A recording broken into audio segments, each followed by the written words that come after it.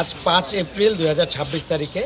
আমরা ভৈরব অংশের যে আমাদের নদীর পাড় এলাকা রয়েছে সেখানে যে পেট্রোলিয়াম সংক্রান্ত যে ব্যবসায়ীরা আছে অর্থাৎ ডিস্ট্রিবিউটর, এজেন্ট, প্যাক পয়েন্ট এবং খোলা ব্যবসায়ী 72 ঘন্টা ময়েশ্চার লক সমৃদ্ধ লিলি বডি ওয়াশ শিয়া বাটারের গুডনেস স্কিন রিপেয়ার করে রাখে সফট ও গ্লোয়িং। তাদের গোপন সংবাদের ভিত্তিতে তাদের এই ব্যবসার পরিচালনার বিষয়বস্তুগুলো এবং তারা তেল কীভাবে মজুত করছেন এই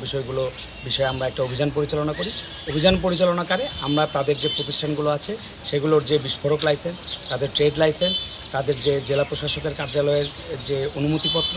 এবং তারা কী পরিমাণে তেল মজুত করতে পারবে সেগুলোর যে অনুমতি সংক্রান্ত কাগজাদি, ফায়ার লাইসেন্স থেকে শুরু করে যাবতীয় কাগজপত্রগুলো চেক করি এবং আমরা দেখতে পাই যে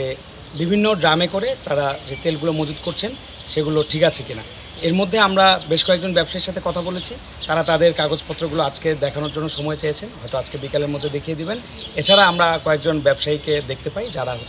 অনুমতিপত্র, ট্রেড লাইসেন্স, বিস্ফোরক লাইসেন্স ছাড়াই খোলা বাজারে তেল বিক্রি করছেন। হাতে নাতে এরকম একজনকে আমরা ধরতে পারি, যেহেতু ধরতে পারার পরে তাকে আমরা জিজ্ঞাসাবাদ করি এবং তিনি স্বীকার করেন, যার ফলে তাকে আমরা পেট্রোলিয়াম আইন 2016 এর একটি ধারায় 20-1 ধারায় 2000 টাকা জরিমানা করেছি এবং তাকে